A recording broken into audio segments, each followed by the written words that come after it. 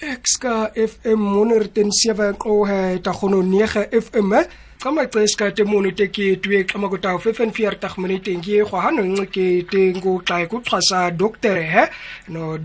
Motsisi a qantsone sa temono derta ga kure saise tsuwa derta ga kure saise se go tao tsaro gwaim nengce se ka ge buka e garana tini tetwa go tao xa kusa tsone sa ga so buka so anisinzam akona tsika keke tenkhwena ti garaka gwe ngo teke na go tao kwa go e klasen e sikam. Good afternoon, Dr. Motsisi, and welcome to XKFM. Please tell us about yourself. I'm humbled as I'm listening to you speaking. I wish I could just rhyme it the way you speak. It's humbling, it's touching, it's touching me deeply. Okay, Baya Danke. Let's talk about the book. What inspired you to write the gem Lotus of Thousand Petals, and how does it build upon your previous work, Odyssey of a Healer? Okay, the inspiration comes from the unfolding journey of the human soul, witnessing myself in this journey and realizing that we all interconnected. After the Odyssey of a Healer, I realized there was a deeper layer beyond healing only the mind and the body. So I saw a need to being guided from within, also to extend that to the readers into their own awakening and self-liberation. Once you awaken and you realize that you are the author of your own, you create your own reality, you feel the need, having seen the light within you, you feel the need. Naturally, you gravitate towards awakening others. So the gem, Lotus of Thousand Petals, became that step where I realized to transcend just being a healer, and now having awakened to also share that with others who are also in the journey of self-discovery and awakening to self. Does the metaphor of the lotus relate to the themes of self-liberation, transformation, and spiritual awakening in the book? Okay, the lotus, I think if you love nature, you can relate. It grows from a muddy terrain, and then it will bloom in honor of the sun as the sun shines. So the lotus grows, as we know, from the mud, and it blooms, and it will radiate and open its petals. So the book itself, I use that as a metaphor to symbolizes our potential, a potential as humans to rise above our challenges, release our old patterns, and to further awaken to our higher self. As the petal, when you observe it, opens up, you realize that the petal itself represents the layers of consciousness and the aspect of self as we navigate and we open ourselves to identifying with our inner self. Now we can talk about the transformative journey.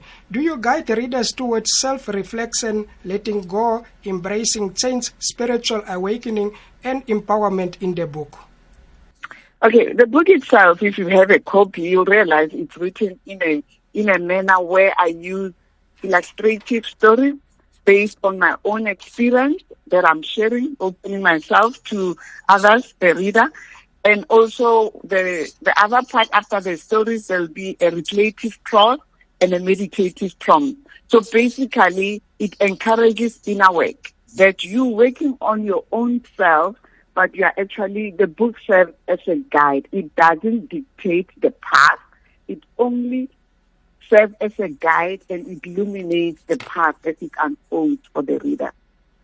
Can you say a personal experience or anecdote that illustrates the transformative power of the journey outlined in the gem Lotus of Thousand Petals?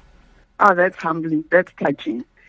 I remember in my own journey, there were moments during my own journey when I felt stuck in repetitive patterns that were limiting me. And during that time, you just flow. You just dictated. You are acted upon by external forces and you need external validation. And during those times, I realized that I had to tap within. I went in deeply and reflected on my own journey as it was unfolding. And I realized that when we go within and we connect with ourselves from within, we discover, we go deeper, and you acquire that deeper clarity and inner peace. And those are the same tools that I've actually, and I'm cultivating in my own life, that I'm actually encouraging the reader to dive deeper within themselves and not seek for answers outside themselves, but to go within, because the answer lies within, not outside of self. So the experience that I've gone through in my own journey, also being a shaman, I'm also a shaman myself. Those experiences have actually become the cornerstone of the book and contributed in demonstrating the transformative powers that lies within us, that each one of us, we are able to access. It's just about taking within and accessing the power that lies within you to reshape your life. Do you perhaps bridge sign and spirit in your work as a healer, medical expert, and mediator? Okay.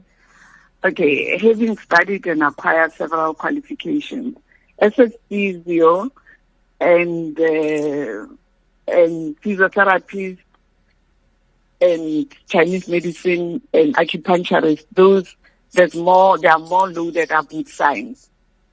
And those they give me, including medical legal expert in the field of physiotherapy, those scientifically are the tools that actually empower me to be able to analyze data and all that. But in this case, I bridge the analysis and the spirit. I bridge the mind and the spirit. So while I'm doing whatever I'm doing, while healing practices and spiritual guidance help me to honor the human soul, when I'm tapping into the analytical tool, it actually helps me with the logic aspect of fulfilling the mundane, but I cannot fulfill the mundane without marrying the mind and the spirit. So the spiritual aspect, when I'm doing that, it affords me the opportunity to honor the human soul while I'm also doing the precision of science. Take us through your background in physiotherapy, traditional Chinese medicine, and indigenous healing practices influence your approach to spirituality and wellness. Okay. If you look at physiotherapy, it's a hands-on profession. Traditional Chinese medicine, which I've done in Beijing and also further in the US, you'll notice that traditional is more of indigenous. So also being a shaman and honoring the indigenous healing practices, the disciplines that I've just mentioned, they have taught me that true wellness is multidimensional. When I say multidimensional, I mean that you cannot only address the body and leave the mind, or you cannot only address the mind and leave the spirit. They are interconnected. So in addressing that, you'll need to actually go holistically, deal with the body, deal with the mind, and deal with the spirit, so that the healing occurs at a deeper level. And in my book, when you go through my book, you realize that it reflects this integration of the mind, body, and spirit, showing that healing is not in isolation. You cannot heal the body and isolate it from the mind and not integrate the spirit. It's holistic approach. If true healing is holistic approach, it's not mechanical, it's holistic. What message do you hope readers take away from the gem Lotus of Thousand Petals? Okay, that's touching. The message, I would love to encourage the reader to embrace self-liberation. That self-liberation is not out of reach. It's not out there. They should not wait for somebody to liberate them. You are your own liberator.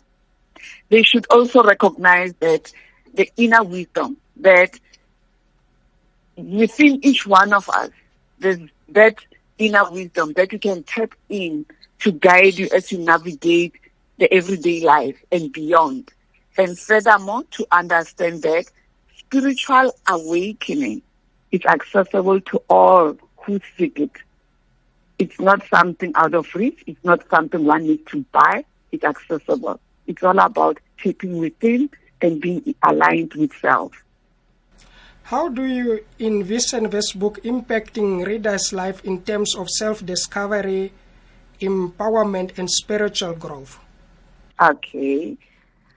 I envision readers feeling inspired to take a conscious step towards their growth, to release what no longer serves them, because as one awakens and the onion peel effect takes over, you realize that you go deeper, letting go of things that are no longer serving. I envision readers awakening to their true potential as they release that which no longer serving them. And ultimately, my book is about empowerment, empowering self to be the author of your own reality, empowering self to realize that you don't have to wait for a Messiah to liberate you. You are your own liberator. So that's the message of the book, and reclaiming the power that lies within and not waiting for somebody to actually tell you what to do. As I said earlier, that the book, it doesn't dictate. It actually serves as a guide. The gem Lotus of Thousand Petals by Dr. Motsisi. Where can we find the copy? Okay, it's published under Amazon, so it's available internationally under Amazon and even in South Africa. You can also get a copy from Take a Lot nationally in our country, and I've got limited copies myself, but I will encourage people to get it from Amazon and also from locally from Take a Lot. Thank you very much for your time, Dr. Motsisi. Thank you, and I love to hear the language you're speaking. I think I must come for lessons. You remind me, you remind me of my ancestry. I'm Fana, and I've got the Khoi blood in me. Okay, I think you can come for lessons.